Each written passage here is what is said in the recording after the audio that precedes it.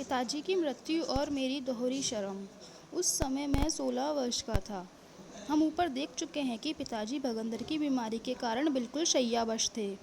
उनकी सेवा में अधिकतर माताजी, घर का एक पुराना नौकर और मैं रहते थे।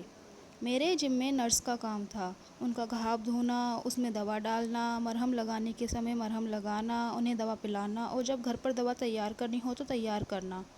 यह मेरा खास काम था। रात हमेशा उनके पैर दबाना और इजाज़त देने पर अथवा उनके सो जाने पर सोना, यह मेरा नियम था। मुझे यह सेवा बहुत प्रिय थी। मुझे स्मरण नहीं है कि इसमें किसी भी दिन चूका हूँ। ये दिन हाई स्कूल के तो थे ही, इसलिए खाने पीने के बाद का मेरा समय स्कूल में अथवा पिताजी की सेवा में ही बीतता था। जिस दिन उनकी आज्ञा मिलती और उनकी तबीयत ठीक रहती, उस दिन शाम को टहलने जाता था। इसी साल पत्नी गर्भवती हुई। मैं आज देख सकता हूँ कि इसमें दोहरी शर्म थी।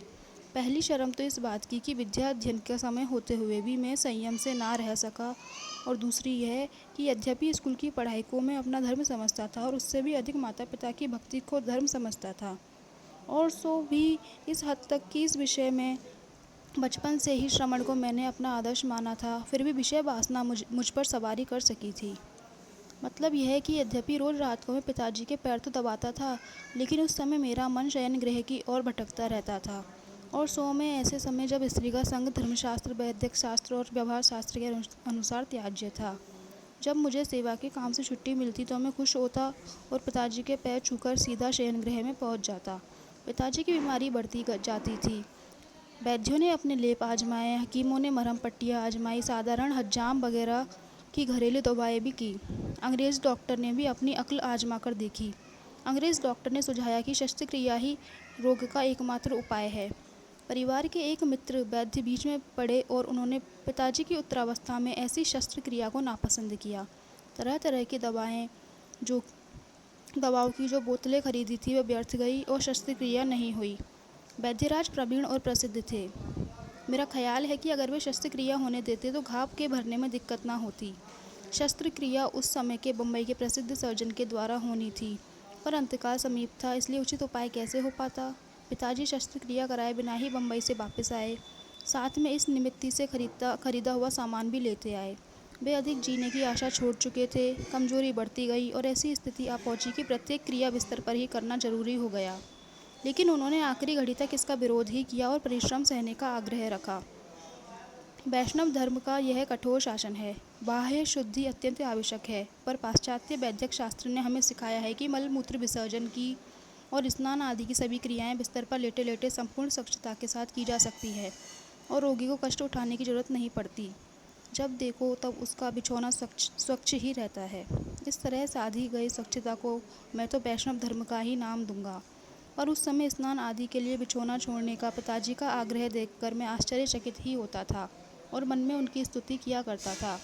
अवसान की घोर रात्रि समीप आई। उन दिनों मेरे चाचा जी राजकोट में थे। मेरा कुछ ऐसा ख्याल है कि पिताजी की बढ़ती हुई बीमारी के समाचार पाकर ही वे आए थे।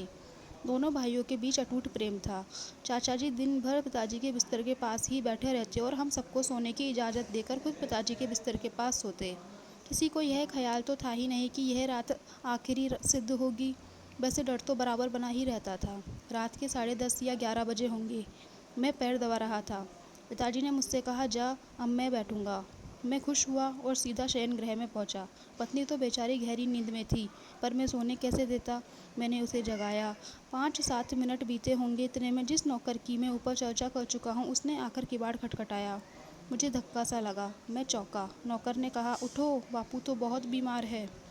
मैं जानता था कि वे बहुत बीमार तो थे ही, इसलिए यहाँ बहुत बीमार का विशेष अर्थ समझ गया। एकदम बिस्तर से कूद पड़ा। कह तो सही, बात क्या है। जवाब मिला, बापू गुजर गए। मेरा पछताना किस काम का। मैं बहुत शर्माया, बहुत दुखी हुआ। दौड़कर पिताजी के कमरे में पहुंचा। बात मेरी समझ में आई कि अगर मैं विषयांत ना होता तो इस अंतिम घड़ी में यह वियोग मुझे नसीब ना होता और मैं अंत समय तक पिताजी के पैर दबाता रहता। अब तो मुझे चाचा जी के मुँह से ही सुनना पड़ा, बापू हमें छोड़कर चले गए। अपने बड़े भाई के परम भक्त चाचा जी अंतिम सेवा का गौरव पा गए। पिताजी को अपने अवसान का आनंद अंदाज हो चुका था। उन्होंने इशारा करके लिखने का सामान मंगवाया और कागज़ पर लिखा, तैयारी करो। इतना लिखकर उन्होंने अपने हाथ पर बंधा ताबीज़ तोड़कर फेंक दिया। सोने की कंठी भी तोड़कर फेंक दी और एक क्षण में आत्मा उड़ गई। पिछले अध्याय में मैंने अपनी जिस शर्म का जिक्र किया है, यह वही शर्म है, सेवा के समय भी विषय की इच्छा।